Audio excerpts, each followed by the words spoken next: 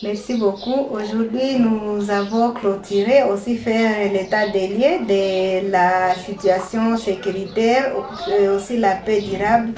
Et nous avons échangé avec les mamans et nous avons vu qu'il serait mieux de clôturer après un mois, comme la journée était célébrée le 31 juillet et aujourd'hui nous sommes le 31 août. Il faudrait clôturer, faire un peu d'évaluation et analyser un peu le contexte actuel. Et nous avons constaté qu'il y a encore, il n'y a pas encore assez de paix durable, vraiment, puisqu'il y a une des femmes qui a donné son expérience.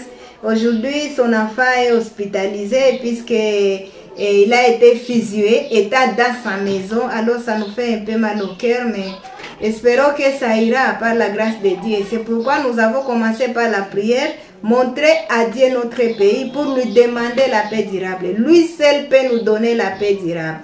Maintenant, aujourd'hui, nous avons insisté sur la participation de la femme dans la paix et la sécurité sans violence, par la non-violence.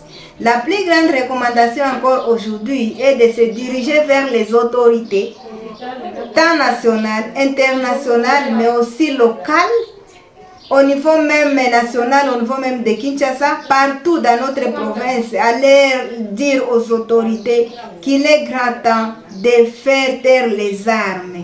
C'est ça le plus grand message encore aujourd'hui. Nous voulons vivre la paix, nous voulons vivre la joie, nous voulons vivre l'amour entre nous. Nous voulons insister et vulgariser surtout la cohésion sociale, la cohésion nationale, l'amour entre nous. Il y a une de nous qui vient de dire on ne peut pas donner ce qu'on n'a pas. Donc nous-mêmes, nous devons d'abord promouvoir la paix et dans nos maisons. Comme les femmes sont des éducatrices, nous devons renforcer cette éducation d'abord à la base.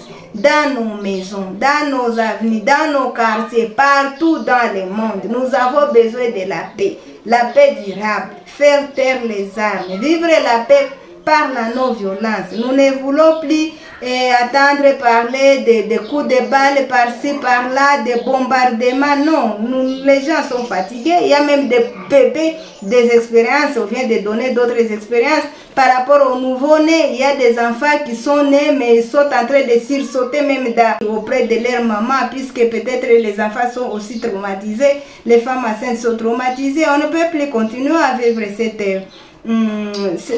façon-là de stress, de conflits mutuels. Non, nous devons promouvoir l'amour. Et Dieu nous dit aujourd'hui, si nous nous aimons entre nous, si l'humilité, lui seul va nous bénir. Et l'autre recommandation est la conversion. Nous devons nous convertir. Il y a maintenant beaucoup de péchés. Convertissons-nous et nous aurons la paix durable. Donc la clôture de la journée de la femme africaine, pour nous c'est une bénédiction puisque ça nous rappelle encore l'état des lieux actuel. Il y a des avancées, mais pas totalement. Suivant l'expérience de la dame qui a dit avant-hier, nous n'avons pas dormi. Il y a même son enfant qui a été victime. Donc nous devons multiplier les efforts, surtout les femmes. Sensibilisons les autorités, sensibilisons la population, sensibilisons la communauté. La paix, c'est l'affaire de tout le monde. Les églises, les autorités des églises. S'il vous plaît, si vous pouvez aussi vous impliquer, puisque les chrétiens, ou soit si nous sommes des musulmans, nous suivons nos leaders religieux, ce qu'ils disent et nous emboîtons directement les pas. Que tout le monde puisse s'impliquer dans la sensibilisation.